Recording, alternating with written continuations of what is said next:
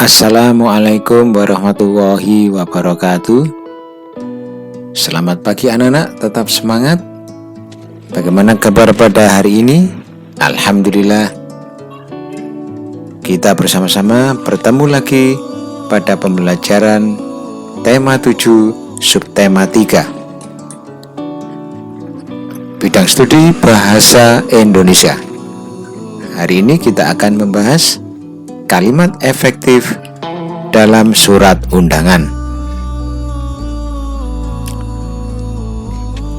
Kompetensi dasar yang kita pelajari pada KI 3 yaitu mencermati penggunaan kalimat efektif dan ejaan dalam surat undangan atau ulang tahun, kegiatan sekolah, kenaikan kelas, dan lain-lain. Sedangkan pada KI 4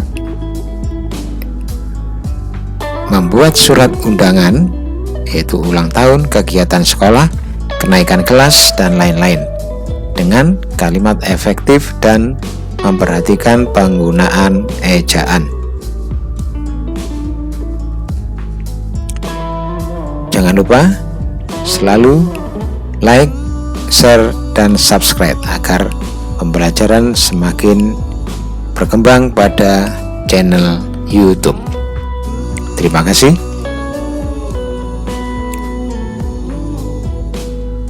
Mengidentifikasi surat undangan.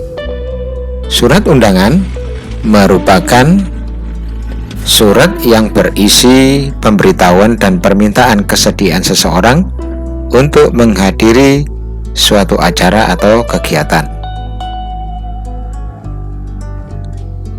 Surat undangan dibagi menjadi dua jenis, yaitu surat undangan resmi dan tidak resmi. Undangan resmi yaitu undangan yang digunakan oleh lembaga atau instansi resmi. Undangan resmi umumnya ditulis dengan bahasa resmi dan baku. Misalnya undangan dari Kementerian Negara atau pemerintah daerah. Kita lihat contoh di samping.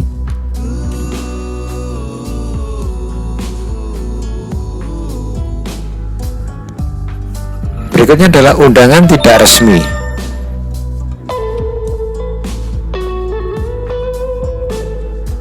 Yaitu undangan yang mengatasnamakan pribadi yang ditujukan kepada orang lain untuk menginformasikan kegiatan pribadi orang tersebut. Misalnya undangan ulang tahun. Kita lihat contoh di samping. Mengidentifikasi ide pokok dan kosakata yang tidak baku berdasarkan teks. Ide pokok adalah pokok permasalahan yang ada di dalam sebuah teks. Langkah-langkah menentukan ide pokok adalah sebagai berikut. 1. Membaca teks secara utuh dengan seksama.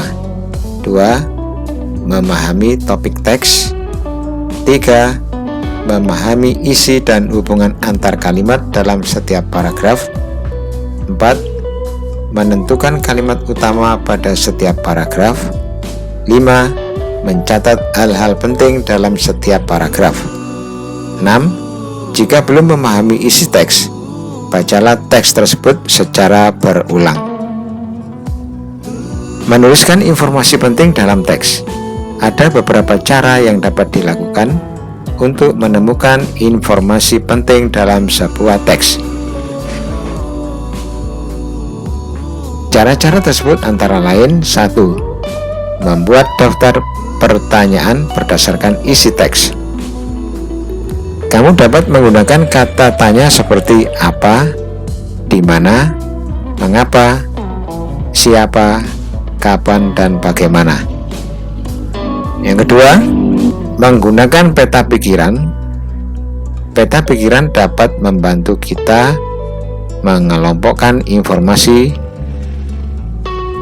dalam pikiran kita secara kreatif. Unsur-unsur dalam surat resmi. Bagian-bagian yang terdapat dalam surat resmi adalah: 1. Kop surat, berisi identitas instansi pengirim surat beserta alamat lengkapnya. 2. Tanggal surat, menunjukkan keterangan waktu dan tempat dibuatnya surat. 3. Nomor lampiran dan perihal surat, berisi nomor dikeluarkan surat oleh instansi pengirim surat dan keterangan singkat mengenai maksud surat tersebut.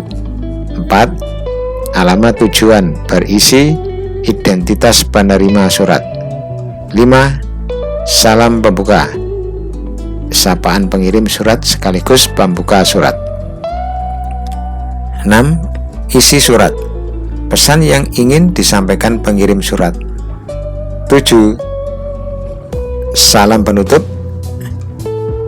salam untuk mengakhiri surat.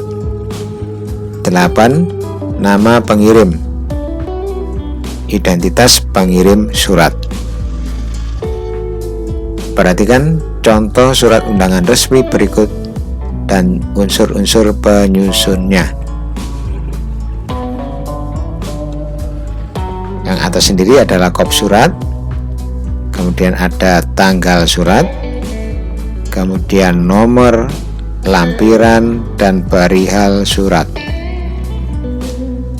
kemudian alamat tujuan,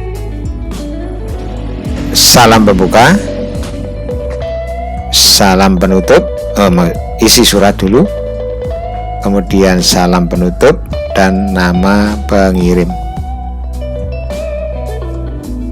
Berikutnya, membuat surat undangan tidak resmi. Surat undangan tidak resmi adalah surat undangan yang mengatasnamakan perseorangan untuk kepentingan perorangan.